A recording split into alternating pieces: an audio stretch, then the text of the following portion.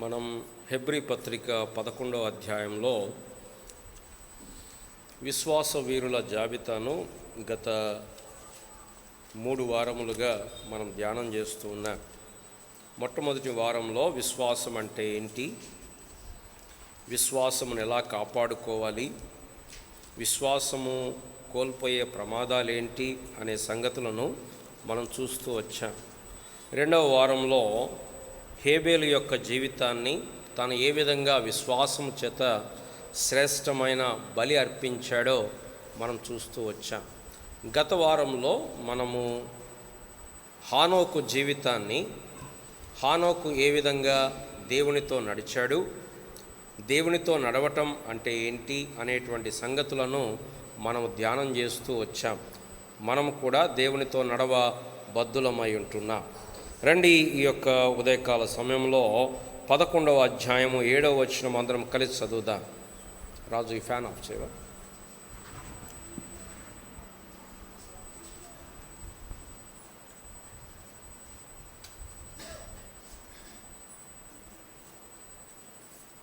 పదకొండవ అధ్యాయము 7వ వచనం అందరం కలిసి.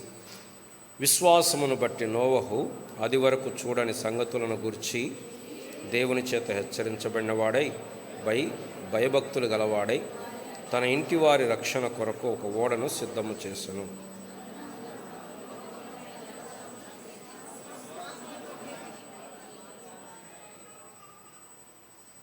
ప్రార్థన చేసుకుందాం.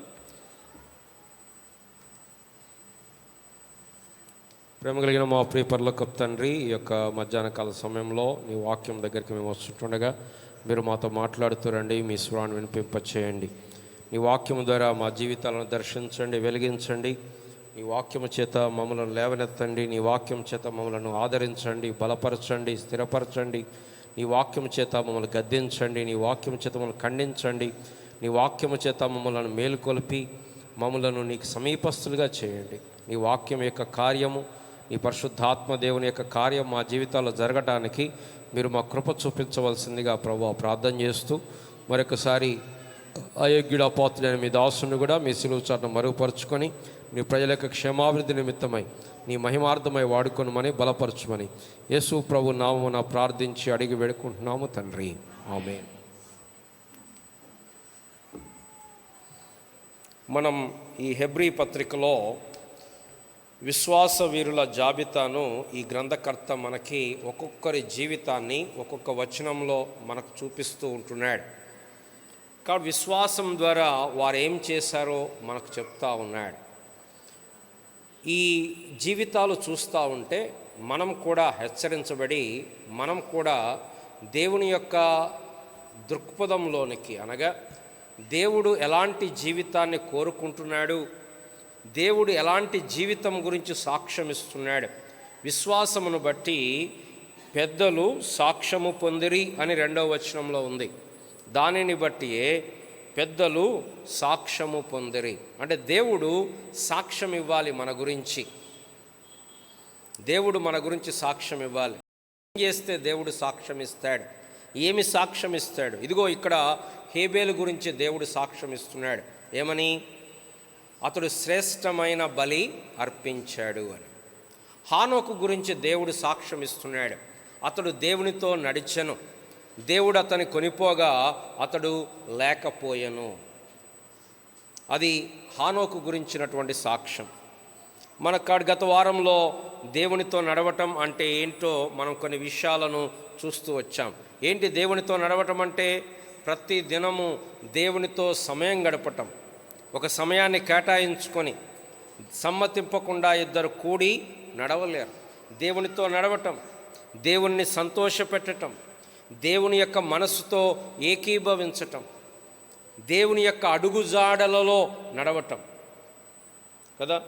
క్రీస్తు మనము తన అడుగుజాడలలో నడవవలనని మనకు మాదిరి ఉంచిపోయాను. కాబట్టి దేవునితో నడవడం అంటే అర్థం ఏంటి? దేవుడు ఎలా నడుస్తాడో దేవుని యొక్క అడుగు జాడలలో మనం నడవటం. కాబట్టి మనం ఆ యొక్క మార్గమును ఎంచుకోవాలి. ఈ రోజు వారంలో ఇంకొక వ్యక్తి యొక్క జీవితాన్ని పరిశుద్ధాత్మ దేవుడు మనకు ముందు బాగా పెడుతున్నాడు. మధు అది అటు తిప్పేసి ఇంకొక వ్యక్తి యొక్క జీవితాన్ని మన ముందు పెడుతున్నాడు. ఆ వ్యక్తి ఎవరంటే నోవహు. మనకు బాగా తెలుసు, సండే స్కూల్లో చాలా చెప్తూ ఉంటారు, చాలా పాటలు పాడుతూ ఉంటారు. నోవహు ఓడను కట్టాడు అనేటువంటి సంగతులు మనకు కనపడతా ఉంటాయి. అయితే ఇక్కడ విశ్వాస వీరుల జాబితాలో నోవహును దేవుడు పెడతా ఉన్నాడు. మనం ఆ యొక్క విషయాలు చూస్తే నోవహు జీవితం గురించి చాలా సంగతులు మనకు చెప్పుకోవచ్చు, కానీ ఇక్కడ నేను మీ మధ్యలో 6 విషయాలు నేను మీకు చెప్పాలని ప్రయత్నం చేస్తూ ఉన్నాను. ముందుగా వచ్చిన మరొకసారి చదువుతున్నాను, దయచేసి గమనించండి. విశ్వాసమును బట్టి నోవహు అది వరకు చూడని సంగతులను గూర్చి దేవుని చేత హెచ్చరింపబడి భయభక్తులు గలవాడై తన ఇంటి వారి రక్షణ కొరకు ఒక ఓడను సిద్ధము చేసెను. అందువలన అతడు లోకం మీద నేరస్థాపన చేసి విశ్వాసమును బట్టు కలుగు నీతికి వారసుడాయను. నోవహు దినములు మనం జ్ఞాపకం చేసుకున్నప్పుడు ఆదికాండం 6వ అధ్యాయంలో నోవహు దినములు కనపడతాయి. నోవహు ఎలాంటి పరిస్థితుల్లో నివసించాడో మనకు అర్థం కావాలంటే రండి ఆదికాండం 6వ అధ్యాయానికి వద్దాం. ముందుగా 5వ అధ్యాయంలో 28వ వచనంలో లెమెకు 182 ఏండ్లు బ్రతికి ఒక కుమారుని కని భూమిని యెహోవా శపించినందువలన కలిగిన మన చేతుల కష్టము విషయములలో మన పని విషయములోనూ ఇతడు మనకు నెమ్మది కలగజేయుననుకొని అతనికి నోవహు అను పేరు పెట్టెను. ఈ నోవహు అనే పేరుకు అర్థం కూడా కింద రాశారు, నెమ్మది అని. కానీ ఆ దినాలు ఎలాంటివి అంటే నోవహుకు అప్పటికి 500 ఏండ్లు వచ్చాయి. ఆ కాలంలో 500 ఏళ్ళ అప్పుడు షేము, హాము, యాపేతును కన్నాడు. 6వ అధ్యాయం మొట్టమొదటి వచనం, నరులు భూమి మీద విస్తరింపనారంభించిన తర్వాత కుమార్తెలు వారికి పుట్టినప్పుడు దేవుని కుమారులు నరుల కుమార్తెలు చక్కని వారిని చూచి వారందరిలో తమకు మనసు వచ్చిన స్త్రీలను వివాహము చేసుకుంటారు. అప్పుడు యెహోవా నా ఆత్మ నరులతో ఎల్లప్పుడూ వాదించదు, వారు తమ అక్రమ విషయంలో నరమాత్రులై ఉన్నారు, ఆయనను వారి దినములు 120 ఏండ్లగునెను. ఈ వచనంలో దేవుని కుమారులు ఎవరు, నరుల కుమార్తెలను చాలామంది డిబేట్లు అయ్యి పెట్టుకుంటారు. అక్కడ మనకు క్లారిటీ లేదు. కొంతమంది ఏమంటారంటే దేవుని కుమారులు అంటే షేతు వంశం వారు, నరుల కుమార్తెలు అంటే కయ్యను వంశం వారు అని కొంతమంది ఇంటర్ప్రెట్ చేస్తారు. ఇంకొంతమంది ఏం చెప్తారంటే దేవుని కుమారులు అంటే రాజులు అని చెప్తారు. ఇంకొంతమంది యోబు గ్రంథంలో దేవుని కుమారులు అంటే దేవదూతలు కాబట్టి ఇక్కడ కూడా దేవదూతలే అని చెప్తారు. కానీ అది ఏది అనేది ఇదమిద్దంగా మనకు తెలియదు, కంక్లూజివ్గా మనకు తెలియదు. కాబట్టి అదంత పెద్ద ప్రాముఖ్యం కూడా కాదు. కాబట్టి ఇప్పుడు మనం దాని గురించి వాదించుకోవాల్సిన పని, గొడవ పెట్టుకోవాల్సిన పని లేదు. మనకు ప్రాముఖ్యమైన అంశం దాని తర్వాత వస్తుంది. ఏంటి అంటే నరులు పాపము చేస్తూ ఉన్నారు. చూడండి 6వ అధ్యాయం 4వ వచనం, ఆ దినములలో నెఫీలీలు అనువారు భూమి మీద ఉండిరి, తర్వాతను ఉండిరి. దేవుని కుమారులు నరుల కుమార్తెలతో పోయినప్పుడు వారికి పిల్లలు కన్రి. పూర్వకాలమందు పేరు పొందిన శూరులు వీరే. నరుల చెడుతనము భూమి మీద గొప్పదనియు వారి హృదయం యొక్క తలంపులలోని ఊహ అంతయు కేవలము ఎల్లప్పుడూ చెడ్డదని యెహోవా చూచి.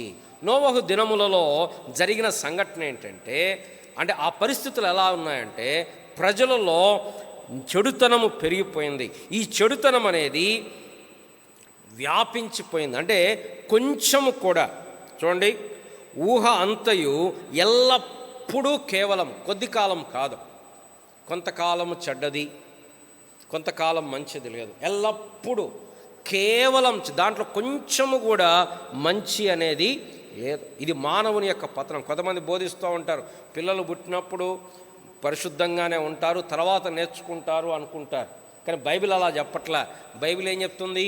నా తల్లి పాపములోనే నన్ను గర్భము ధరించను, పుట్టిన తోడనే వారు అబద్ధములాడుచు తప్పిపోదురు. కానీ మనకెవరూ పాపము నేర్పించాల్సిన పని లేదు. పాపము మన నైజం, మన స్వభావం.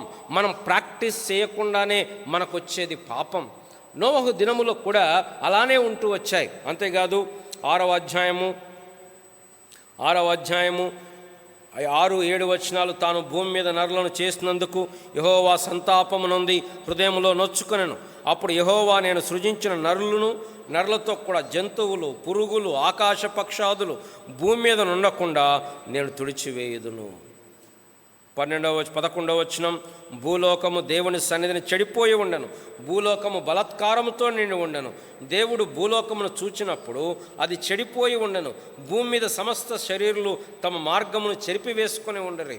దేవుడు నోవహుతో సమస్త శరీరుల మూలముగా భూమి బలాత్కారంతో నిండి ఉన్నది గనుక నా సన్నిధిని వారి అంతము వచ్చి ఉన్నది. పిల్లరా, నేటి దినముల్లో కూడా నోవహు దినముల్లాగానే ఉన్నాయి. అంటే ఇక్కడ మనం అర్థం చేసుకోవాలి ఏంటంటే, నోవహు ఎటువంటి పరిస్థితుల్లో నివసిస్తున్నాడు. నోవహు ఏమీ ఏదైనా తోటలో లేడు, అక్కడ దేవుడు మాత్రమే ఉన్నాడు, పాపము లేదు. అలాంటి పరిస్థితుల్లో లేడు. నోవహు చుట్టూ కూడా పాపమే ఉంది, నోవహు చుట్టూ కూడా బలాత్కారం ఉంది, నోవహు చుట్టూ కూడా ప్రజలు తమ మార్గంను చెరిపివేసుకున్నారు, భక్తిహీనత విస్తరిస్తూ ఉంది. ఇది నోవహు దినములు. యేసు ప్రభువారు కూడా మత్తయి సువార్త 24:37 చెప్తాడు. చదువుతారా? మత్తయి సువార్త 24:37. నోవహు దినములు మనుష్య కుమారుని రాకడయు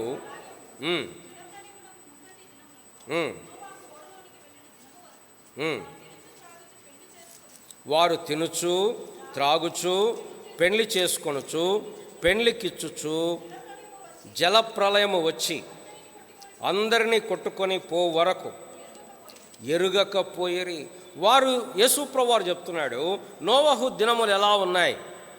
వారు తింటున్నారు, త్రాగుతున్నారు, పెండ్లి చేసుకున్నారు. వాటిలో ఏమైనా తప్పుందా? తినటం తప్ప, త్రాగడం తప్ప, పెళ్లి చేసుకోవడం తప్ప? మరి ఎందుకు యేసు ప్రభువారు ఆ విషయాలు చెప్తున్నాడు? వారు వాటిలో ఎంత మునిగిపోయారంటే దేవుని గురించి పట్టింపు వారికి లేదు, దేవుని గురించిన సమయము లేదు, దేవుని గురించిన ఆలోచన లేదు. మరలా ఇదే విషయాన్ని లూకా సువార్త 17వ కూడా యేసు ప్రభువారు చెప్తున్నాడు. 17:27. నోవహు ఓడలోనికి వెళ్ళిన దినము వరకు జనులు తినుచు త్రాగుచు పెండ్లాడుచు పెండ్లికి ఇయ్యబడుచు నుండిరి. అంతలో జలప్రలయం వచ్చి వారిని అందరిని నాశనము చేసెను. పిల్లరా, వారు రాబోయేటువంటి జలప్రలయము గురించి ఏమాత్రము కూడా పట్టించుకోకుండా వారు తమ పనులలో తాము మునిగిపోయారు. ఇది నోవహు దినములలో ఉన్నటువంటి సంగతి. విచిత్రం ఏంటంటే, ప్రపంచం అంతా ఇలానే ఉండగా కేవలము నోవహు ఒక్కడే దేవునితో సంబంధము కలిగి ఉన్నాడు. ఎందుకు? నోవహు గొప్పవాడా? నోవహు పాపము లేనివాడంటారా? మనకు అర్థమవుతుంది అక్కడ నోవహు దేవుని యందు విశ్వాసం ఉంచాడు. మొట్టమొదటిగా రండి, విశ్వాసమును బట్టి నోవహు నీతిమంతుడయ్యాడు. 6 విషయాలు అన్నాను కదా. మొట్టమొదటి విషయం, విశ్వాసమును బట్టి నోవహు నీతిమంతుడయ్యాడు. హెబ్రీ పత్రిక 11:7 చివరి భాగంలో రాస్తున్నాడు, విశ్వాసము వలన బట్టి కలుగు నీతికి వారసుడాయను. రోమాపత్రిక విశ్వాసం వలన నీతి, గలతీ పత్రిక విశ్వాసం వలన నీతి, హెబ్రీ పత్రికలో మరలా విశ్వాసం వలన నీతి.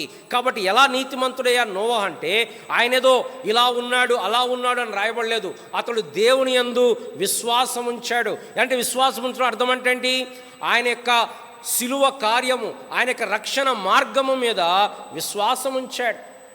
నువ్వు నేను కూడా నీతిమంతులం ఎలా అవుతామంటే, మనం చేసే పనులు ఏదో ఉపవాసాలు చేసో, లేకపోతే కానుకలు ఇచ్చో, లేకపోతే ఫలానా రంగు బట్టలు వేసుకొనో, లేకపోతే ఇలా ఉండో అలా ఉండో మనం నీతిమంతులం కాము.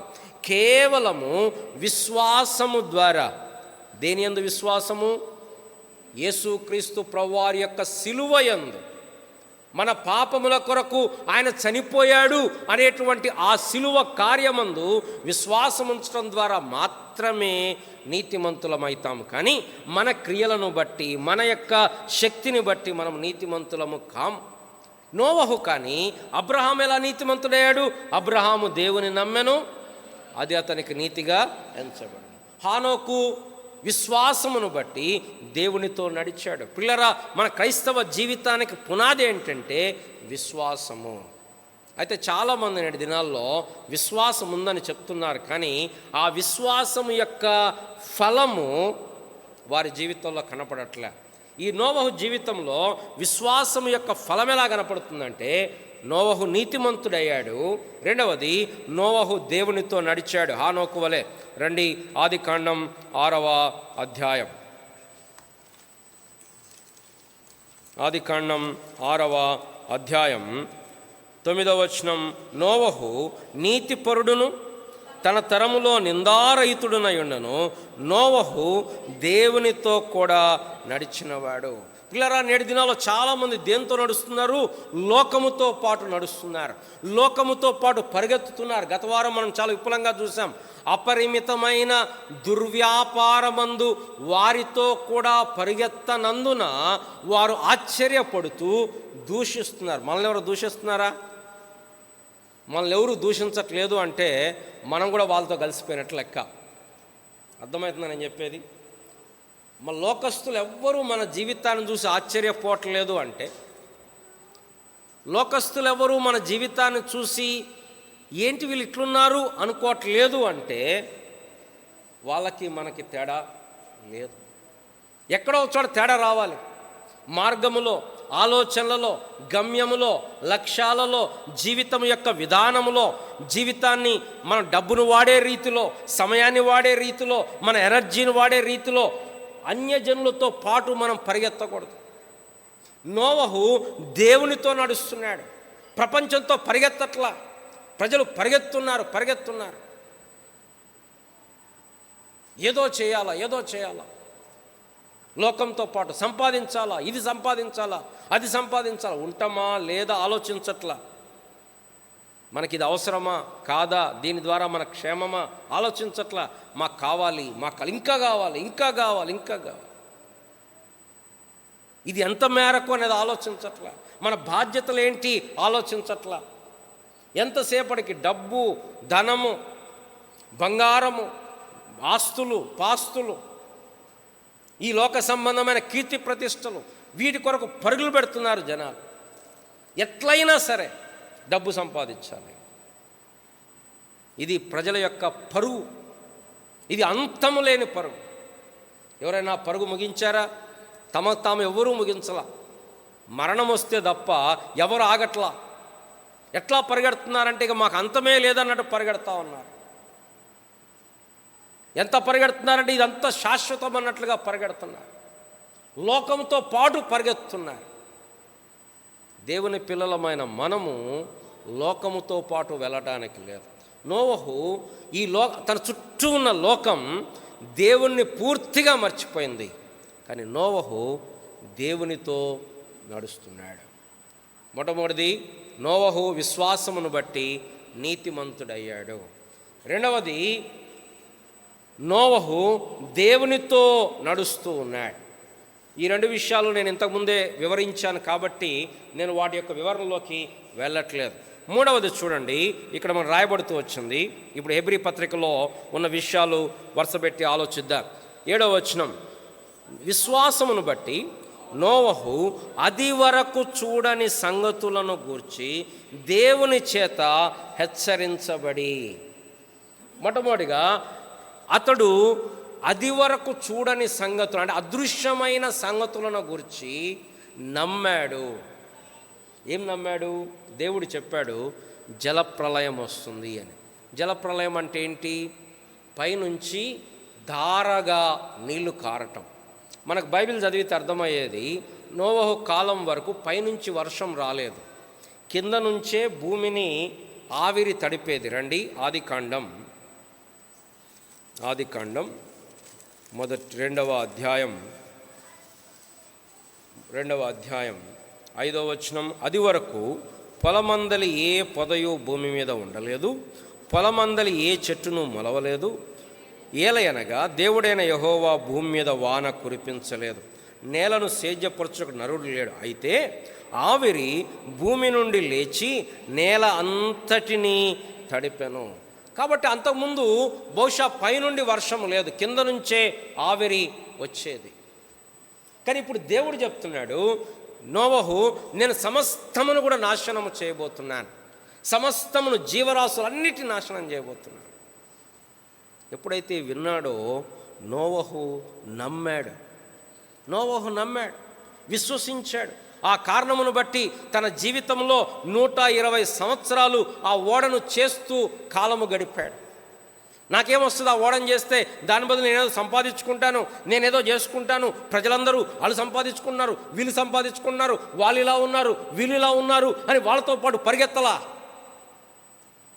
దేవుడు చెప్పాడు, ఆయన నమ్మాడు. అది వరకు చూడని సంగతులు.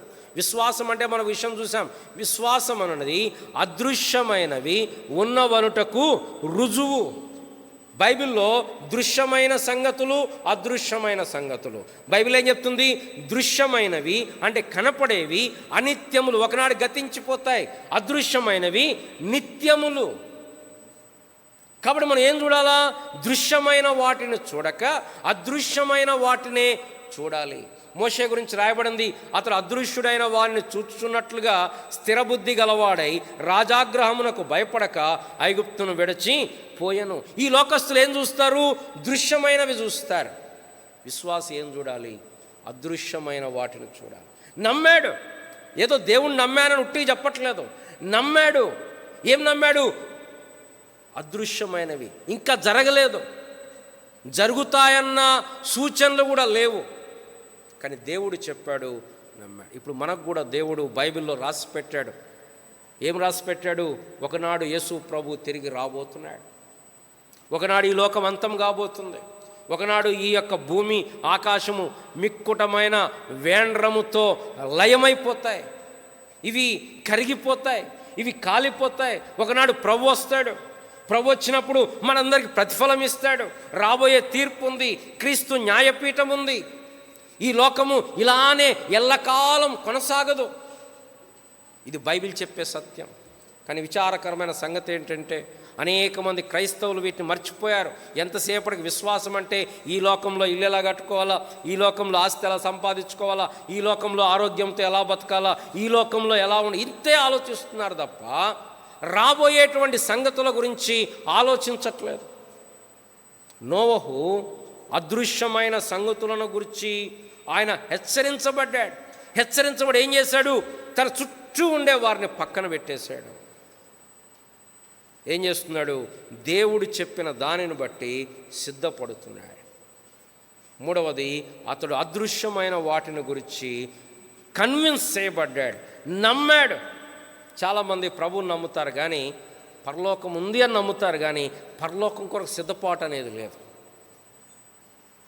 ఇప్పుడు ఇక్కడ ఒక గంట సేపు ప్రభుతో ఉండలేని మనం యుగయుగాలు ఎలా ఉందాం అనుకుంటున్నారు ప్రభుతోటి? అర్థమవుతుందా? నా ప్రశ్న అర్థమవుతుందా? ఇక్కడ ఒక గంట ప్రభుతో ఉండలేకపోతున్నామే, యుగయుగాలు ఇటర్నిటీ ఎలా ఉందామని ప్రభుతోటి? దాని కొరకు సిద్ధపాటు అవసరం లేదా? దాని గురించినటువంటి ఆలోచన ఉండట్లేదా మనకి? నోవహు జీవితం చూస్తే అతడు అదృశ్యమైన వాటిని గురించి ఒప్పించబడ్డాడు. ఊరికే కంటికి కనపడే వాటిని చూడట్లేదు. మోషే కూడా ఏం చూశాడు? మోషే కళ్ళకు కనపడుతున్నాయి. ఏం కనపడుతున్నాయి? సింహాసనం కనపడుతుంది, ఫరో కుమార్తె యొక్క కుమారుడు అనే పదవి కనపడుతుంది, ఐగుప్తు ధనము కనపడుతుంది. ఏమెంచుకున్నాడు? విశ్వాసమును బట్టి. రండి 11వ అధ్యాయం 24వ వచనం. మోషే పెద్దవాడైనప్పుడు విశ్వాసమును బట్టి ఐగుప్తు ధనము కంటే క్రీస్తు విషయమైన నింద గొప్ప భాగ్యమని ఎంచుకొని, ఇంకా అల్పకాలము పాప భోగం అనుభవించుట కంటే దేవుని ప్రజలతో శ్రమ అనుభవించుట మేలని యోచించి ఫరో కుమార్తె కుమారుడని అనిపించుకొనుటకు, అదేదో పొరపాటున హత్య చేసి పారిపోయిన సంఘటన కాదు. విశ్వాసమును బట్టి ఆయన కోరుకున్నాడు, ఇది నాకొద్దు. ఏదొద్దు? ఫరో కుమార్తె కుమారుడు అనే స్థానమొద్దు, ఐగుప్తు ధనము నాకొద్దు. మరేం కావాలి? దేవుని ప్రజలతో నింద, ఐగుప్తు క్రీస్తు విషయమైన నింద. అల్పకాల పాపభోగమొద్దు. మరి ఏం కావాలి? దేవుని ప్రజలతో శ్రమ అనుభవించుట మేలని ఆలోచించాడు. యోచించాడు. నేటి దినముల్లో సాతాను ఏం చేశాడో తెలుసా? యుగ సంబంధమైన దేవత అవిశ్వాసులైన వారి మనోనేత్రములకు గుడ్డితనము కలుగజేశాడు, విశ్వాసులైన వారి మనోనేత్రములకు మందగిలితనం కలుగజేశాడు. అందుకోసం మనం ఏం చూడలేకపోతున్నాం? అదృశ్యమైన వాటిని చూడలేకపోతున్నాం. ఎంతసేపటికి మన ప్రార్థనలన్నీ దృశ్యమైన వాటి గురించే, మన ఆలోచన అంతా దృశ్యమైన వాటి గురించే, మన చింతంతా దృశ్యమైన వాటి గురించే. లోకంలో ఉన్న సంగతులు, మన ప్రార్థనలు 90% ఈ లోక సంబంధమైన వాటి గురించి. అన్యజనుల వలె ఏం తిందాం, ఏం త్రాగుదాం, ఏమి ధరించుకుందాం. నోవహు విశ్వాసముతో దేవుని సంగతులను నమ్మాడు. అవి చూడలేదు, అంతకుముందు జరగలేదు. ఇప్పుడు ఒకనాడు ప్రభు వస్తాడు, తన వారిని తీసుకుని వెళ్తాడు అంటే జనాలకు అది ఆశ్చర్యంగా ఉంది. వాళ్ళకి ఎలా ఉంది? అది హైపోథెటికల్గా ఉంది. అయ్యే పనేనా అనిపిస్తుంది. వాళ్ళు అలానే అనుకున్నారు. అందుకోసం వాళ్ళు ఏం చేస్తున్నారు? తినచ్చు, త్రాగుచ్చు, పెండ్లి చేసుకోవచ్చు, జలప్రలయము వచ్చి అందరినీ నాశనము చేయు వరకు వారు ఎరుగక ఉండరు. వారికి అది కట్టుకథలాగా అనిపించింది, వారికి అది వెర్రితనం అనిపించింది. మూడవది, నోవహు అదృశ్యమైన సంగతుల గురించి విశ్వాసం ఉంచాడు. పిల్లరా, మన జీవితాలు ఒక్కసారి చూసుకుందాం. మన జీవితంలో మనం కేవలం దృశ్యమైన వాటిని చూస్తున్నామా? ఏం రాయబడింది? మనము వెలుచూపును బట్టి కాక విశ్వాసము వలననే నడుచుకొనుచున్నాము. వెలుచూపును బట్టి కాదు, విశ్వాసమును బట్టి నడుచుకో. నాలుగవది రండి, అక్కడే రాయబడింది. నోవహు అది వరకు చూడని సంగతులను గూర్చి దేవుని చేత హెచ్చరించబడిన వాడై భయభక్తులు గలవాడై. ఇంగ్లీష్లో ఉంది, సునీత ఈ డోరయమ్మ. మూవ్డ్ విత్ ఫియర్, భయము కలిగిన వాడై. నిజమైన విశ్వాసము ప్రజలలో దేవుని భయమును కలిగిస్తుంది. చాలామంది దేవుని నమ్ముతున్నామని చెప్తున్నారు, క్రైస్తవులమని చెప్తున్నారు, సంఘానికి వెళ్తున్నారు, ఆరాధనకి వెళ్తున్నారు, కానీ వారిలో ఏం లేదు అంటే దేవుని భయం లేదు. అయ్యో నేను ఇలా చేయకూడదు, అయ్యో నేను ఇలా మాట్లాడకూడదు, నేను ఇలా ప్రవర్తించకూడదు, నేను ఈ మాట చేయకూడదు, నేను ఇలా ఉండకూడదు, ఇది దేవుడికి ఇష్టమైంది కాదు అనే దేవుని భయము లేదు. నోవహు దేవునికి భయపడ్డాడు. మనుషులకు భయపడతారు చాలామంది. క్రైస్తవులు ఎవరికి భయపడతారు? పాస్టర్ గారికి భయపడతారు. ఏమని అంటాడేమో, అన్న ఏమని అంటాడేమో, లేట్గా వస్తే ఏమని అంటాడేమో, లేకపోతే మందిరానికి సమయానికి రాతే ఏమని అంటాడేమో, యాబ్సెంట్ అయితే రాకపోతే ఏమని అంటాడేమో. ఇది మనుషుల భయం. కానీ ఏం భయం లోపించింది? ఆ మనుషుల భయం అది పెద్ద ఉపయోగకరమైంది కానే కాదు. అదేమవుతుంది తెలుసా? వేషధారణ అవుతుంది. ఒకవేళ మనుషుల భయం కొరకే మనం కానీ దేవుణ్ణి ప్రేమిస్తే, దేవుని సేవిస్తే అది వేషధారణ. మనుషుల భయం వల్ల పెద్ద ఉపయోగం ఏమీ లేదు. అసలు బైబిల్ ఏం చెప్తుంది? మనుషులను సంతోషపెట్టు వారు చేయనట్లు కంటికి కనపడుటకు కాక అని రాయబడుతుంది. కాబట్టి మనం ఏం చేయాలా? దేవునికి భయపడాలి. బైబిల్ చెప్తుంది, యెహోవా భయము వారికి ఐశ్వర్యము. ఆ దేవుని భయము మనలో ఉందా? ఎప్పుడైనా ఆగామా? మనకు బాగా కోపం వస్తే ఏదో చేయాలనిపిస్తుంది. నేను విశ్వాసి, నేను ఇలా చేయకూడదు, నేను ఇలా ఉండకూడదు. ఆ దేవుని భయము చేత యోసేపు పాపము చేయకుండా ఆగిపోయాడు. ఎందుకు? దేవుని భయమును బట్టి. దానియేలు దేవుని భయమును బట్టి, నేను ఇలా చేయకూడదు, నేను ఇలా ఉండకూడదు. నెహెమ్యా అంటాడు, దేవుని భయము చేత నేను అలాగూ. ఏం చేస్తున్నారు? తనకు ముందున్న గవర్నర్లు అందరు లంచాలు తీసుకుంటున్నారు, ప్రపంచమంతా, లేకపోతే ఆ యొక్క దేశం అంతా. కానీ నెహెమ్యా అంటాడు, దేవుని భయము చేత నేను అలాగూ చెయ్యలేదు. మనం చెప్పగలుగుతామా? దేవుని భయం చేత నేను ప్రతీకారం తీర్చుకోలేదు, దేవుని భయం చేత వాళ్ళు ఎన్ని తిట్టినా నేను ఎదురు తిట్టలేదు, దేవుని భయం చేత వాళ్ళు నాకు కీడు చేసినా నేను ప్రతి కీడు చేయలేదు, దేవుని భయం చేత నేను ఇలా చేయలేదు అని మనం ఎప్పుడైనా చెప్పగలుగుతామా? నోవహు జీవితంలో దేవుని యొక్క భయము అనేది మనకు కనపడతా ఉంది. నిజమైన విశ్వాసము దేవుని భయమును తీసుకొస్తుంది. చాలామంది విశ్వాసులు అనే వారికి ఏం లేదు తెలుసా, దేవుని భయం లేదు. అందుకోసం ఎట్లా పడితే అట్లా మాట్లాడతారు. వారు ఎట్లా పడితే అట్లా మాట్లాడతారు, కర్రలు ఎత్తుతారు, కొట్టుకుంటారు. దేని కొరకు? ఆస్తుల కొరకు, మందిరాల కొరకు. నేడు దినాలు చూస్తున్నాం, మందిరాల కొరకు కొట్టుకుంటున్నారు, కర్రలు తీసుకుంటున్నారు, మైకులు తీసుకుని కొట్టుకుంటున్నారు. ఏం లేదు వాళ్ళలో, దేవుని భయం లేదు. అవతల వ్యక్తి తప్పు చేసి ఉండొచ్చు, అవతల వ్యక్తి మంచోడు కాకపోయి ఉండొచ్చు, అవతల వ్యక్తి దుర్మార్గుడై ఉండొచ్చు. కానీ మనం అలా చేయటానికి బైబిల్ ఒప్పుకుంటుందా? బైబిల్ ఒప్పుకోదు. ఎక్కడ బైబిల్ అసలు పర్మిషన్ ఇవ్వలే మనకి.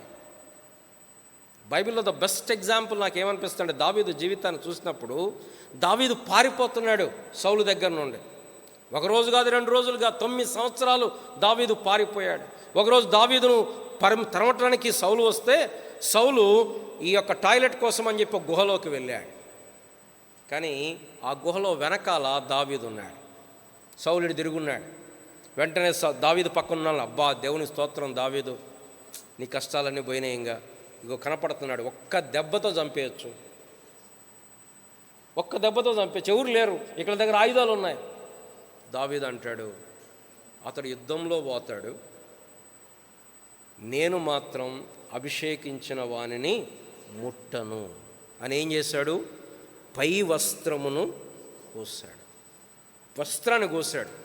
అక్కడ రాయబడిన అద్భుతమైన మాట ఏంటంటే, వస్త్రమును కోసినందున దావీదు మనస్సులో నొచ్చుకొని, అంటే దావీదు ఎంత మంచి మనస్సాక్షి కలిగి ఉన్నాడంటే, వస్త్రాన్ని కోస్తే కూడా మనసులో ఇప్పుడైతే పీక కోస్తే కూడా మనుషులకు బాధ కలగట్లా. Pathetic situation. అవతలోడు చచ్చిపోతున్నా కానీ మనుషుల్లో ఏం బాధ రాట్లా. కారణం మనస్సాక్షులు వాత వేయబడిపోయినాయి, దేవుని భయం లేదు. దావీదు కమిట్మెంట్ ఏంటి?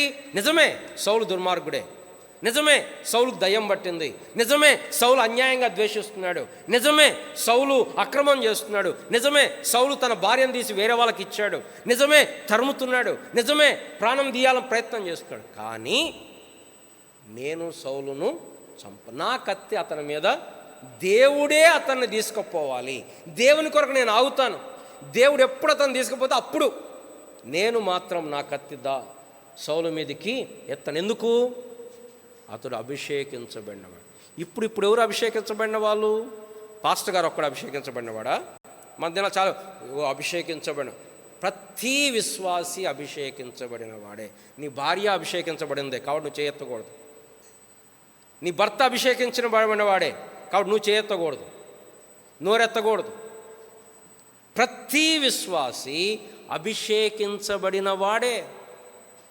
ఆ దేవుని భయము మనలో ఉన్నప్పుడు నేను ఇలా చేయకూడదు. నోవహు జీవితంలో దేవుని భయం ఉంది. దేవుని భయము మనకు ఆశీర్వాదం పిల్లలు. భయం లేకుండా ప్రవర్తించటమే గొప్పతనం కాదు. చాలామంది కూడా అబ్బా ధైర్యవంతుడు అంటుంటారు.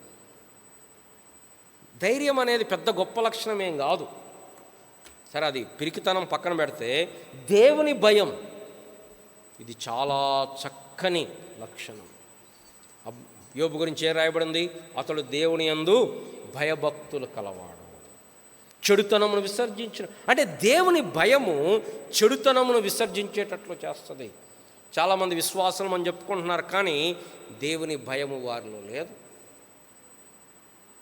వారి మాటలలో, వారి క్రియలలో, వారి ఆలోచనలలో, వారి కార్యములలో దేవుని భయం. నేను చాలామంది చూస్తూ ఉంటాను, మంచి విశ్వాసం అని చెప్పుకుంటూ ఉంటారు, ఎక్కడికక్కడ కమిషన్లు తీసుకుంటూ ఉంటారు. అంటే మా కాలేజీ లాంటి ఫీల్డ్ ఏముంటాయి, ప్రాజెక్టులు అట్లాంటివి ఉంటూ ఉంటాయి.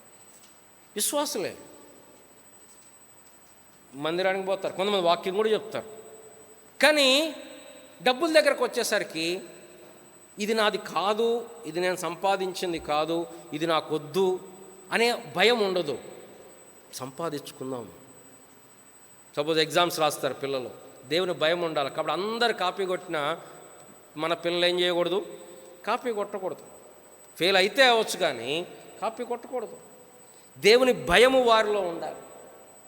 మన జీవితంలో కూడా ప్రతి అడుగులో దేవుని భయము. నోవహు జీవితంలో 4 విషయాలు చెప్పాను. మొట్టమొదటిగా నోవహు నీతిమంతుడయ్యాడు విశ్వాసమును బట్టి. రెండవది నోవహు దేవునితో నడిచినటువంటి వాడు, దేవుని అడుగు యొక్క అడుగులో అడుగు వేసుకుంటూ లోకముతో నడవకుండా నడుస్తున్నాడు. మూడవది, అదృశ్యమైన సంగతులను గురించి ఒప్పించబడ్డాడు, నమ్మాడు. కనపడకపోయినా నమ్మాడు. కనపడితే నమ్మటం కాదు, కనపడకపోయినా నమ్మాడు. నాలుగవది, he was moved with fear, భయభక్తులు కలిగి ఉన్నాడు. ఏం చేశాడు? భయభక్తులు కలిగి రోజు పాటలు పాడుకొని ప్రార్థన చేశాడా? ఏం చేశాడు? రోజు పాటలు పాడుకొని బైబిల్ చదువుకొని మందిరానికి పోయొచ్చాడా? అక్కడితో అదే భక్తి. నేటి దినాల్లో భక్తి అంటే ఏంటి? చాలామందికి రోజు ప్రార్థన చేసుకొని మందిరాన్ని, అదేనా భక్తి అంటే? మందిరానికి పోయొచ్చి బైబిల్ చదువుకొని ప్రేయర్ అది అయిపోయింది అక్కడికి జీవితం? లేదు. ప్రతి దినం మనం ఎలా జీవిస్తున్నాం? ఏం చేశాడు నోవహు? భయభక్తులు కలిగి తన ఇంటి వారి రక్షణ కొరకై ఓడను సిద్ధము చేశాను. He built an arc. That was a marvellous thing in that time. అది దాదాపు అంటే లెక్కలు అటు ఇటు కావచ్చు, 450 అడుగుల పొడుగు. ఇది 30 అడుగులు ఉంటుందేమో. 450 అడుగుల పొడుగు, 75 అడుగుల వెడల్పు, దాదాపు 30-40 అడుగుల ఎత్తు. సమ్ క్యాలిక్యులేషన్ ఏం చెప్పారంటే అది 3 అంతస్తులు ఉంది ఓడ. ఒక్కొక్క ఫ్లోర్ దాదాపు 33,000 అడుగుల చదరపు అడుగులు. మామూలుగా అపార్ట్మెంట్లు ఎన్ని అడుగులు ఉంటాయి? 1000 అడుగుల, 1000-1500 ఉంటే చాలా పెద్ద. ఇక 2000 ఉంటే లగ్జరీ అపార్ట్మెంట్. అది 1000-2000. నోవహు కట్టిన ఓడ 33,000 అడుగులు ఒక ఫ్లోర్. ఎన్ని ఫ్లోర్లు ఉన్నాయి?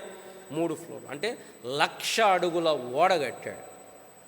ఎన్ని సంవత్సరాలు బట్టి ఉంటుంది కరెక్ట్గా తెలియదు, కానీ అటు ఇటు లెక్కలేసి చరిత్ర చెప్పేది ఏంటంటే 120 సంవత్సరాలు నోవహు పట్టింది. దేవుడు ఓడను కట్టమని చెప్పి డబ్బులు ఇచ్చి ఉంటాడు దేవుడు. నోవహు నీకు ఓడగట్టు, నేను డబ్బులు ఇస్తా అన్నాడు దేవుడు. పోనీ నోవహు ఏమన్నా క్యూఆర్ కోడ్లు పెట్టి నేను ఓడగడుతున్నా నాకు డబ్బులు ఇవ్వండి, నేను ఓడగడుతున్నా నాకు డబ్బులు ఇవ్వండి, ఇది దేవుని సేవ, సువార్త దానం చేయండి అని క్యూఆర్ కోడ్లు పెట్టి ఫోన్పే, గూగుల్ పే నంబర్లు ఇచ్చి ఉంటాడా? ఎవ్వరు లేరు అక్కడ. 120 సంవత్సరాలు నోవహు ఓడను కడుతున్నాడు. అంటే తన జీవితంలో 120 సంవత్సరాలు తన రెగ్యులర్ పనిని పక్కన పెట్టేసేసి, తన ఆదాయాన్ని పక్కన పెట్టేసేసి ఇంత పెద్ద ఓడను నిర్మిస్తూ ఉన్నాడు. ఏం తెలివి తక్కువడా? కాదు, దేవుని యందు విశ్వాసం ఉంచాడు. ఏ క్రమంలో? ప్రజలందరూ ఎవ్వరికి వారు తినుచు త్రాగుచు పెళ్లి చేసుకొంచు పెళ్లికిచ్చుచు దేవుని మరిచిపోయి ఉండగా ఈయన ఓడను కడుతున్నాడు. ఏంటి ఓడ? రాబోయేటువంటి జల ప్రళయం నుంచి తప్పించటానికి ఏకైక మార్గం ఈ ఓడ. ఆ జల ప్రళయం రాకముందు ఆ ఓడలో ప్రవేశిస్తే కాపాడబడతారు. ఈ సువార్తను వారికి ప్రకటించగా ఆయన భార్య, ఆయన 3 కుమారులు 3 కోడళ్ళు తప్ప ఎవ్వరూ విశ్వసించలేదు. వారు మాత్రమే ఆ ఓడలో రక్షణ పొందారు. పిల్లరా, ఇప్పుడు కూడా ఆ ఓడ యేసు ప్రభు వారికి సాదృశ్యం. రాబోయేటువంటి దేవుని ఉగ్రత గురించి తప్పించబట్టానికి కేవలం యేసు ప్రభు తప్ప వేరే మార్గం లేదు. బహుశా నోవహు గురించి ఆ ఓడ చేస్తుంటే నేను అనుకుంటాను, ఇమాజినరీగా అనుకుంటుంటాను, కొంతమంది ఇంత పెద్ద ఓడలో నేను ఎందుకు ఎక్కాలి, నేను కూడా ఓడ చేసుకుంటా చిన్నది, ఆ ఓడలో నేను ఎందుకు ఎక్కాలా, నాకు కూడా డబ్బులు, నేను ఒక ఓడ చేసుకుంటా అనుకుని ఉండొచ్చేమో కొంతమంది. ఆ ఓడలు ఏవి ఆ జలప్రలయంలోనే, ఆ పెద్ద ఓడ తప్ప, దేవుడు మూసేసిన ఓడ తప్ప ఇంకేది మిగలలేదు. యేసు ప్రభు తప్ప వేరే మార్గం లేదు. వాళ్ళకి అర్థం కాల, వాళ్ళు అప్పటి వరకు పట్టించుకోలే. కానీ ఇప్పుడు కూడా ప్రభు రాబోతుంది, ప్రభు ఒకనాడు రాబోతున్నాడు.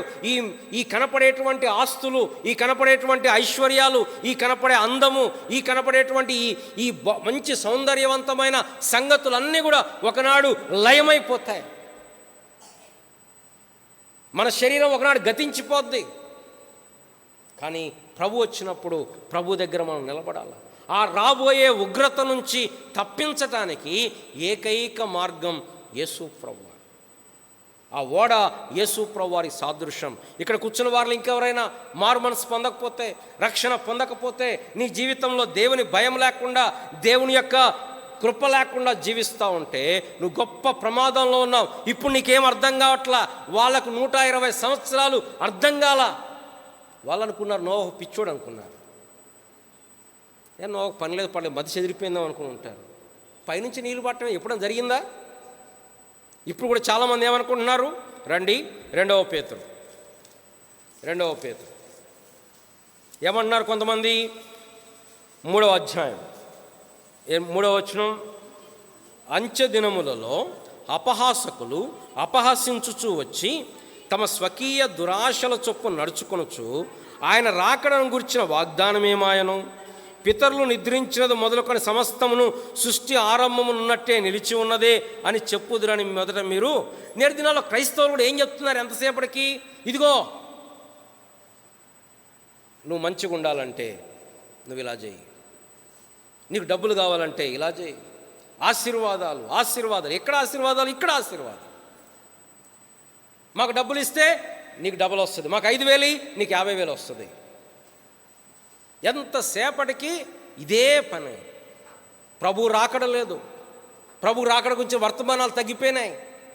ప్రభు రాకడ గురించి ఆలోచన తగ్గిపోయింది. మనం ఎలా జీవిస్తున్నామంటే ఇక ఇదే శాశ్వతం అన్నట్లుగా జీవిస్తూ ఉన్నాం. ఎంతసేపటికి మన సమస్యలు, మన ఇబ్బందులు, ఇక దేవుడు ఉన్నదే మన గురించి.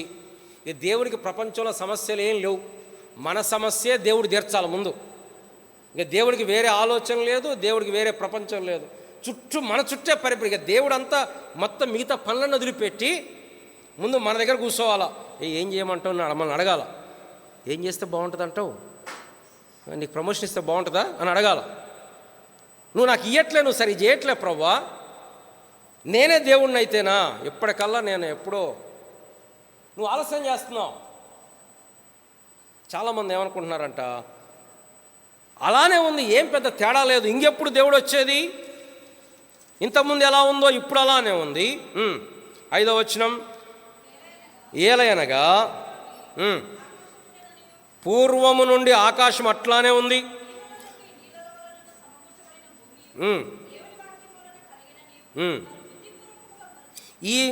ఈ యొక్క భూమి ఆకాశాలు అలానే లేవు. ఇది దేవుని వాక్యం వల్ల కలిగాని మర్చిపోయి వాళ్ళు ఏం మర్చిపోతున్నారు, ఆ నీళ్ల వలన అప్పుడున్న లోకము నీటి వరదలో మునిగి నశించను. ఒకనాడు ఆ యొక్క నశించింది ఆ లోకం, ఇప్పుడు మర్చిపోతున్నారు. చూడండి 7వ వచనం, అయితే ఇప్పుడున్న ఆకాశము భూమి భక్తిహీనుల తీర్పును నాశనము జరుగు దినం వరకు అగ్ని కొరకు నిలువ చేయబడినవై అదే వాక్యము వలన భద్రము దేవుని వాక్యము వీటిని భద్రపరుస్తుంది. దేని కొరకు? ఒకనాడు నాశనము చేయటబట్టానికి. ఒకనాడు నాశనం చేయబడుతుంది. చూడండి 10వ వచనం, అయితే ప్రభు దినము దొంగ వచ్చినట్లు వచ్చును, ఆ దినమున ఆకాశములు మహాధ్వనితో గతించిపోవును, పంచభూతములు మిక్కటమైన వేండ్రముతో లయమైపోవును, భూమియు దాని మీద ఉన్న కృత్యములు కాలిపోవును. ఇవన్నీ ఇట్లు లయమైపోవును గనుక ఆకాశములు రౌలుకొని లయమైపోవునట్టు, పంచభూతములు మహావేండ్రముతో కరిగిపోవునట్టు దేవుని దినపు రాకడ కొరకు కనిపెట్టుచు దానిని ఆశతో అపేక్షించుచు మీరు పరిశుద్ధమైన ప్రవర్తనతోనూ భక్తితోనూ ఎంతో జాగ్రత్త గలవారై ఉండవలను. ఇది క్రైస్తవ జీవితం. నోవహు ఆ ఓడను సిద్ధం చేశాడు తన ఇంటి వారి రక్షణ కొరకు. ఎవరు ఎటన పోని, అట్లీస్ట్ విన్నవాళ్ళు వస్తారు. 120 సంవత్సరాలు ఓడను సిద్ధం చేశాడు. ఇప్పుడు మన క్రైస్తవ జీవితం దేవుడు మనకిచ్చిన గొప్ప అవకాశం. ఇది ప్రభు కొరకు జీవించటానికి, ప్రభు కొరకు సమర్పించటానికి. ఇదేదో మన కొరకు మనం జీవించుకొని నేను ఇది సంపాదించాను, నేను అది చేశాను, దాని కొరకు కాదు ఈ జీవితం. ఈ జీవితం ప్రభు కొరకు. హేబేలు ఎక్కువ కాలం జీవించలా, చాలా త్వరగా విడిచిపోయాడు. యేసు ప్రభువారు 33.5 సంవత్సరాలే జీవించాడు. పౌలేమి పెద్ద పెద్ద ఆస్తులు కూడబెట్టుకోవాలా, దేవుని సేవ చేశాడు. మన జీవితంలో కూడా మనం ఏదో ఈ లోకపరంగా సాధించాలా, ఈ లోకపరంగా సక్సెస్ కావాలా కాదు, దేవునికి ఇష్టలముగా జీవిస్తున్నామా? బైబిల్ చెప్పేది ఏంటి? అన్నపానములు గలవారై తృప్తి పొంది. ఆ తృప్తి లేదు జనాలకి నేడు దినాల్లో. దేవుడిచ్చిందంత తృప్తి చెందటం. దేవుడిచ్చాడా? స్తోత్రం. ఇయ్యలేదా? అయినా స్తోత్రం. ఇది క్రైస్తవ జీవితం. నోవహు అలా జీవించాడు. తన ఇంటి వారి రక్షణ కొరకు ఓడను సిద్ధం చేశాడు. పిల్లరా, మనమేం చేస్తున్నాం మన జీవితంతో? మన జీవితంను ప్రభు కొరకు గడుపుతున్నామా? ప్రభువుకు లోబడుతున్నామా? ప్రభు యొక్క కార్యము కొరకు గడుపుతున్నామా? మన ధనం, మన ఆరోగ్యం, మన సమయం, మన యొక్క జీవితం. పౌలు గారు అంటాడు, నేను పానార్పణముగా పోయబడుచున్నాను. ఎందుకు? మీ విశ్వాస సంబంధమైన త్యాగములో. నా మట్టుకైతే బ్రతుకుట క్రీస్తే, చావైతే లాభం. ఇదేదో సేవకులకు మాత్రమే కాదు, ప్రతి విశ్వాసి ఏం చెప్పగలగాల? నా మట్టుకైతే బ్రతుకుట క్రీస్తే. దేవునికి ఇష్టలముగా జీవించాలి. చివరిగా 6వది, ఆయన నీతిని ప్రకటించాడు. చూడండి, అక్కడ ఏం రాయబడింది? 11వ అధ్యాయం 7వ వచనం. 11:7. విశ్వాసమును బట్టి, అమ్మ లాస్ట్లోకి వద్దాం. అందువలన అతడు లోకము మీద నేరస్థాపన చేసి కలుగు నీతికి ఈ 120 సంవత్సరాలు ఈ ఓడను కట్టడం ద్వారా లోకమునకు ఆయన ప్రకటించాడు. ఏమని? ఈ లోకస్తులారా, దేవుడు తీర్పు తీర్చబోతున్నాడు. వాళ్ళెవ్వరూ వినలేదు. కాబట్టి నోవహు ఏం చేస్తున్నాడు? లోకం మీద నేరస్థాపన చేస్తున్నాడు. మనము లోకముతో కలిసిపోతే మనం నేరస్థాపన ఎట్లా చేస్తాం? అంటే లోకమా నువ్వు తప్పు అని నిలబడ్డాడు నోవహు. ఎలాగా? వారితో పాటు నడవకుండా, వారితో పాటు పరిగెత్తకుండా, వారిలాగా ఆలోచించకుండా, వారిలాగా ఈ లోక సంబంధమైన వాటి కొరకే జీవించకుండా, ఇప్పుడు అంటున్నాడు, ఈ మాట అండర్లైన్ చేసి పెట్టుకున్న తర్వాత ధ్యానించండి, లోకము మీద నేరస్థాపన చేశాడు. నేరస్థాపన చేశాడు. చాలాసార్లు మనం లోకంతో కాంప్రమైజ్ అయిపోతున్నాం, లోకంతో కలిసిపోతున్నాం. వాళ్ళేమనుకుంటారో, వీళ్ళేమనుకుంటారో, లోకానికి మనకి తేడా ఉండట్లా. లోకస్తులు సంతోషపెట్టాలని బైబిల్ చెప్తుంది. లోక స్నేహము దేవునితో వైరమని మీరు ఎరగరా? రోమపత్రిక 12వ అధ్యాయంలో, మీరు ఈ లోక మర్యాదను అనుసరింపక, డు నాట్ బి కన్ఫార్మ్డ్. ఆ వాడప పదం కన్ఫర్మ్ కాదు, కన్ఫామ్. కన్ఫామ్ అంటే ఏంటి? ఇప్పుడు నీళ్ళకి ప్రత్యేకమైన రూపం ఉండదు. ఏ బాటిల్లో పోస్తే ఆ రూపం వస్తుంది. ద్రవ పదార్థాలకి లోకంతో కలవటం అంటే లోకం ఎట్లా ఉంటే ఆ రూపంలోకి వెళ్ళిపోవటం. లోకం ఎలా ఆలోచిస్తే ఆ రూపంలోకి వెళ్ళిపోవటం. లోక మర్యాదను అనుసరింపక. యోహాను భక్తుడు అంటాడు, లోకమునైనను లోకంలో ఉన్న వాటినైనా ప్రేమింపకుడి.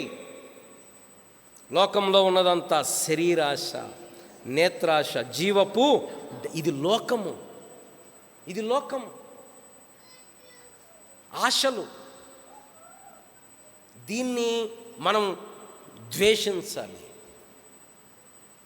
లోకమునకు మనం సిలువ వేయబడాలి. పౌలు గారు అంటాడు కదా, లోకమునకు నేనును నాకు లోకమును సిలువ వేయబడి ఉన్నాము. సిలువ వేయబడినటువంటి జీవితం. కాబట్టి నోవహు యొక్క జీవితాన్ని చూస్తే ఆయన ప్రకటించాడు. ఏం ప్రకటించాడు? నీతిని ప్రకటించాడు. చూడండి, పేతురు రాసిన మొదటి పత్రిక 3వ అధ్యాయం. పేతురు రాసిన మొదటి పత్రిక 3వ అధ్యాయం 19వ వచనం. దేవుని దీర్ఘశాంతము ఇంకా కనిపెట్టుచుండినప్పుడు పూర్వహు నోవహు దినములలో ఓడ సిద్ధపరచబడుచుండగా అవిధేయులైన వారి యొద్ద కనగా చెరలో ఉన్న ఆత్మల యొద్దకు ఆయన ఆత్మరూపిగానే వెళ్ళి వారికి ప్రకటించను. ఆ ఓడలో కొందరు, అనగా 8 మంది నీటి ద్వారా రక్షణ పొందిరి.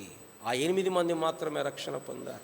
నోవహు ప్రకటిస్తూ వచ్చాడు, కానీ ఎవ్వరు లెక్క పెట్టలేదు. మనమైతే ఎవరు వినట్లేదు, మనం ఎందుకు చెప్పడం అనుకునే వాళ్ళమేమో. నోవహు అలా ఉండలేదు. ఆయన ప్రకటిస్తూ వచ్చాడు. మనం ప్రకటిస్తున్నామా?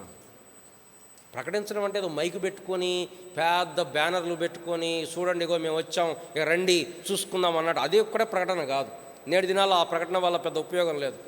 ఒకప్పుడు అంటే రోజులు బాగుండాయి, ప్రజలంతా న్యూట్రల్గా ఉండేవాళ్ళు కాబట్టి మనం పెద్ద పెద్ద వాక్యాలు పెట్టుకొని బ్యానర్లు పెట్టుకొని మైకులు పెట్టుకొని బాకాలు పెట్టుకొని పోయినా పెద్ద ఇబ్బంది లేదు. మరి ఇప్పుడు ఎట్లా పోదాం మనం? వ్యక్తిగతంగా మనం ఉన్న చోట ఒక్కొక్కరికి ఇప్పుడున్న ఇంకా అంతకుమించి వేరే మార్గం లేదు. ఇంతకుముందులాగా మనం వ్యాన్ వేసుకొని పెద్ద మైక్ పెట్టుకొని పోడే అంత పరిస్థితులు ఏం కనపడట్లా నేటి దినాల్లో. మరి అలా సువార్త చెప్పడం మానేస్తామా? అలా ఆ పద్ధతి లేదు. ఒకరితో ఒకరు మనం వెళ్ళిన చోట సువార్తను ప్రకటించటం, నీతిని ప్రకటించటం.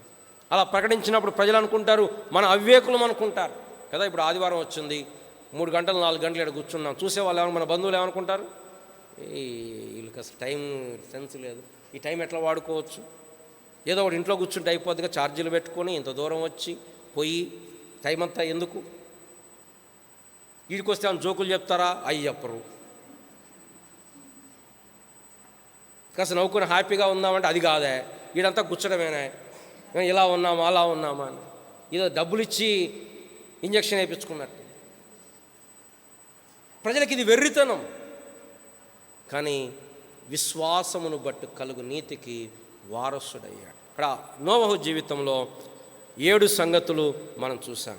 మొట్టమొదటిది, అతడు నీతిమంతుడయ్యాడు. ఎలా నీతిమంతుడయ్యాడు? క్రియలను బట్టిగా. ఇప్పుడు ఆ ప్రజలందరూ చెడిపోయారు, నోవహు మంచోడు అని చెప్పడానికి లేదు, దేవుడు కృప పొందిన వాడాయను. కానీ విషాదం ఏంటంటే తర్వాత నోవహు కూడా ఏమైపోయాడు? మద్యపానానికి బానిసైపోయాడు. ఇంత పెద్ద నోవహు కూడా. కానీ మనుషుని వైపు మనం చూడకూడదు, దిగంబరుడైపోయాడు. సరే, మొట్టమొదటిగా నోవహు నీతిమంతుడు. ఎలా నీతిమంతుడు? విశ్వాసమును బట్టి. రెండవది, విశ్వాసమును బట్టి నోవహు దేవునితో నడిచాడు. మూడవది, విశ్వాసమును బట్టి అదృశ్యమైన వాటిని నమ్మాడు. చూడకపోయినా, తెలియకపోయినా, రుజువు లేకపోయినా నమ్మాడు. నాలుగవది, దేవుని భయము కలిగి జీవించాడు. దేవుని భయం. ఐదవది, ఆ భయము చేత ఆ యొక్క ఓడను సిద్ధపరిచాడు. ఆరవది, లోకము మీద నేరస్థాపన చేశాడు. ఏడవది, సువార్తను ప్రకటించాడు. పిల్లరా, నోవహు కథ అనగానే ఏదో చక్కని ఓడ, ఆ జంతువులన్నీ కలిసి రావటం, అబ్బా నోవహు ఓడను గట్టెను, బ్యూటిఫుల్ పిక్చర్ కాదు. ఇమాజిన్ వన్స్ ప్రపంచం మొత్తం చనిపోయారు. ఇప్పుడు మనం ఏదో ఏమంటాం, మొన్న హైదరాబాద్లో 30 మంది చనిపోయారంటే అయ్యో అనుకున్నాం. 250 మంది విమానం పేలిపోయి చనిపోయారంటే ఎంత ఆఫుల్ సిట్యుయేషన్ అనుకున్నాం. నౌ ఇమాజిన్ దట్ ఆర్క్, ఆ ఓడ చుట్టూ కొన్ని లక్షల మంది అదేమీ సుందరమైన దృశ్యం కాదు. అనేక మంది ప్రయత్నం చేస్తుంటారు ఆ లోపలికి వద్దామని చెప్పి. దేవుడు మూసేశాడు. దేవుడు మనకు సమయం ఇచ్చినప్పుడే మన రక్షణ పొందాలి, మారు మనసులోకి రావాలి, ప్రభు దగ్గరికి రావాలి. దేవుడితో ఎప్పుడు తమాషాలు కాదు, దేవుణ్ణి లైట్గా తీసుకోకూడదు. బైబిల్ దేవుని యొక్క సంగతి, దేవుని ప్రేమ గురించి ఎంత చెప్తుందో దేవుని తీర్పు గురించి చెప్తుంది. దేవుడు ఆ లోకం మొత్తం నాశనం చేశాడు, ఈ లోకాన్ని కూడా ఒకనాడు నాశనం చేయబోతున్నాడు. ఈ నాశనం అయ్యే లోకంతో కలిసిపోయి దీన్ని ప్రేమించుకొని హత్తుకుంటామా, రాబోయేటువంటి లోకం కొరకు మనం జీవిస్తామా? మనం తీర్మానం చేసుకున్నాం. రండి ప్రార్థన చేసుకుందాం. ప్రేమ కలిగిన మా ప్రియ పరలోకపు తండ్రి, ఈ యొక్క మధ్యాహ్న కాల సమయంలో విశ్వాస వీరుల జాబితాలో నుండి నోవహు జీవితాన్ని మా మధ్యలోకి తీసుకొచ్చినందుకే వందనాలు, స్తోత్రాలు. నోవహు అతడు భయభక్తులు కలిగి ఆయన ఇంటి వారి రక్షణ కొరకు ఓడను సిద్ధపరిచాడు. ఆ విధంగా మేము కూడా నీ కొరకు జీవించటంలో సహాయం చేయండి. మేము అనేకమైన సంగతులు చూసాం. ఇది మా జీవితాన్ని ఛాలెంజ్ చేయటానికి, దేని కొరకు మేము జీవిస్తున్నాం. ఒకవేళ అన్యజనుల వలె, ఈ లోకస్తుల వలె మేము కూడా ఈ లోక సంబంధమైన వాడి కొరకు జీవిస్తే మా జీవితానికి అర్థం లేదు ప్రభువా. మేము బ్రతికేది పరలోకం కొరకు. దేనికి దేవుడు శిల్పి నిర్మాణకుడు పునాదులు గల ఆ పట్టణం వైపు మేము ఎదురు చూడటానికి సహాయం చేయమని, కృప చూపించమని యేసు ప్రభునామమున ప్రార్థిస్తున్నాం తండ్రి. అలాగే మనము బలలో పాల్గొందాం. ఉదయాలు మనం పరిశీలన చేసుకొని, పరీక్ష చేసుకొని, మరి వాక్యానుసారంగా దేవుని చిత్తానుసారంగా జీవించే జీవితం ప్రభుని అడిగి ప్రభు బలలో మనకు పాల్గొందాం.